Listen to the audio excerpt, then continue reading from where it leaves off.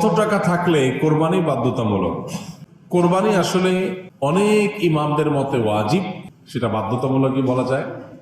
আবার অনেক ইমামদের মতে কোরবানি করা সুন্নাত। হানাফি মাযহাব অনুযায়ী কোরবানি করা ওয়াজিব। কাদের উপর ওয়াজিব?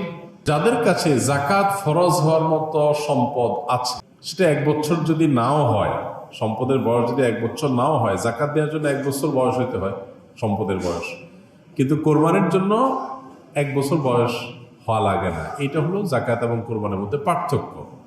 মূল সম্পদের পরিমাণ সমান। যাকাতের জন্য যে পরিমাণ সম্পদ লাগে, কোরবানি করতেও সে পরিমাণ সম্পদ লাগে। এখন 83 বা 85 গ্রাম, বা আমরা রূপায় ভরিতে বললে 52.5 ভরি রূপার মালিক অথবা রূপা কেনার মতো টাকা কারোর কাছে থাকলে তারপরে হজ, তারপরে কোরবানি আবশ্যক বা ওয়াজিব। এইটার বাজার মূল্য এখন হিসেব করলে 80-85 হাজার টাকা প্লাস মাইনাস হয়, খুব বেশি না। এই টাকা যদি কারোর কাছে থাকে ঋণ মুক্ত, তাহলে সেক্ষেত্রে তারপরে কোরবানি আবশ্যক, তারপরে কোরবানি করতে হবে।